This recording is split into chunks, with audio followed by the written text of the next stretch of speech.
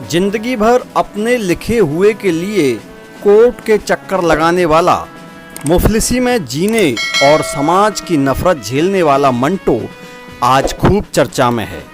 मंटो नाम का ये आदमी बड़ी जल्दबाजी में था। उसे हर बात की जल्दी थी। कहते हैं कि मंटो अपने समय से पहले पैदा हो गया आदमी था, इसलिए जिंदगी भर उसमें कसमसाहट रही। कसमसाहट इस बात की, जल्दी ही यह वक्त बीते और दुनिया उस समय के हिसाब से हो जाए जिस वक्त का वह है। इस जल्दबाजी और इंतजार में 42 साल बीत गए। हर बीतते सेकंड के साथ उसे लगता कि लोग देर क्यों कर रहे हैं। उसे लगता था कि उसके पास इस दुनिया में बहुत कम समय था। उसने इसी जल्दबाजी में अपनी जिंदगी को लिखा। अपनी तकरीबन 300 कहानियां जल्दबाजी में लिख डालीं और उन्हें लिखकर जल्दी ही प्रसिद्ध हो गया। वह मरने की जल्दी में था। उसे अंत देखने की जल्दी थी। वह हर अनुभव को पा लेने की जल्दबाजी में था। इसी जल्दबाजी में 11 मई 1912 को जन्मा मंटो 18 जनवरी 1955 को दुनिया से रुखसत हो गया।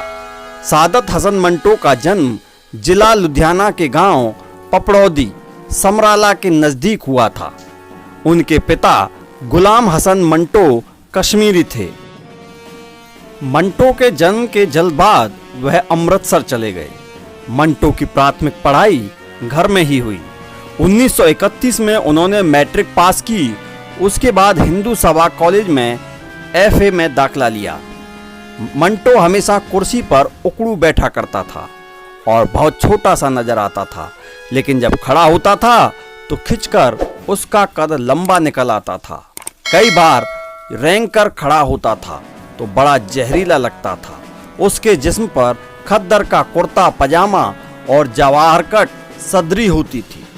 इसी मंटो ने लिखा था कि मैं ऐसे समाज पर 1000 लानत भेजता हूँ जहाँ यह उसूल हो कि मरने के बाद हर शख्स के किरदार को लॉन्ड्री में भेज दिया जाए, जहाँ से वो धुलकर आए। अमूमन लेखक, खास तौर पर कोई बड़ा और महान लेखक मशहूर हुआ करता है, लेकिन सादत हसन मंटो बड़ा और महान लेखक होकर भी एक बदनाम लेखक हुआ। समझा गया कि मंटो को उनकी कहानियों ने ही एक बदनाम लेखक का खिताब दिया। उनकी बदनाम कहानियों पर बहुत कुछ लिखा पढ़ा गया। बार बार उनकी उन 5 कहानियां धुआं, बू, ठंडा गोश्त, काली सलवार और ऊपर नीचे और दरमिया का जिक्र किया गया, जिसकी वजह से उन पर अश्लीलता फैलाने का आरोप लगाकर मुकदमा चलाया गया।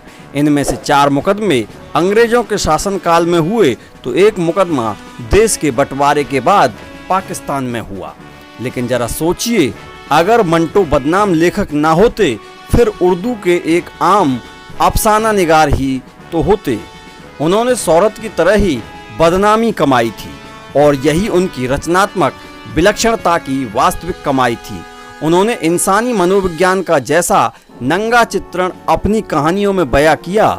अगर वो बदनाम ना होते यह उनकी नाकामी मानी जाती।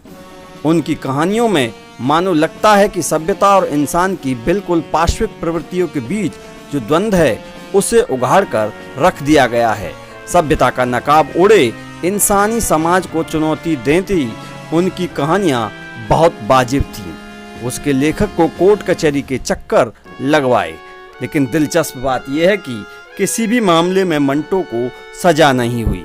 सिर्फ एक मामले में पाकिस्तान की अदालत ने उन पर जुर्माना लगाया था। इसे भी एक विडंबना ही कहिए कि मंटो सभ्यता और संस्कृति के ठेकेदारों की नज़र में जहां एक तरफ समाज के मुजरिम थे, तो वही इसी सभ्य समाज की बनाई गई अदालतों में वो सिर्फ समाज की नंगी सच्चाइयों पर लिखने वाले एक कहानीकार थे। पाकिस्तान के गठन से पहले मंटो की 3 कहानियां काली सलवार, धुआं और बू पर अश्लीलता के आरोप में मुकदमा चले। इन मुकदमों में सजाएं भी हुई, लेकिन हर बार अपील करने पर अदालत ने मंटो और उनकी कहानियों को अश्लीलता के आरोपों से बरी कर दिया। पाकिस्तान के बनने के बाद सादत हसन मंटो ने भी जो पहली कहानी लिखी उसका नाम ठंडा गोश्त था। यह न सिर्फ पाकिस्तान की स्थापना के बाद लिखी गई पहली उनकी कहानी थी, बल्कि अपनी विशेष प्रकृति के संदर्भ में भी इसका बहुत महत्व है। मंटो की यह मशहूर कहानी लाहौर के अदबी महानामा साहित्य मासिक जावेद में मार्च 1949 के संस्करण में प्रकाशित हुई थी। दैनिक इंकलाब में प्रकाशित होने वाली एक खबर के अनुसार 30 मार्च को पत्रिका के कार्यालय पर छापा मारा गया और पत्रिका की सभी प्रतियों को जब्त कर लिया गया। खबर में बताया गया कि छापा मारने का कारण ठंडा गोश्त का प्रकाशन था। इस खबर में इस बात पर भी आश्चर्य व्यक्त किया गया कि यह पत्रिका एक दिन पहले ही मार्केट में आ गई थी।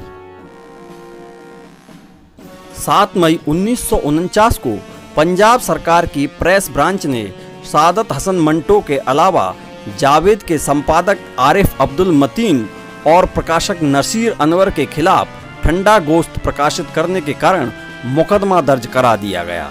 मंटो ने ठंडा गोश्त पर चलने वाले मुकदमे का पूरा विवरण इसी नाम ठंडा गोश्त के नाम से छपने वाले कहानी संग्रह की प्रस्तावना में जहमत मेहर दरख्ता के नाम से लिखा है।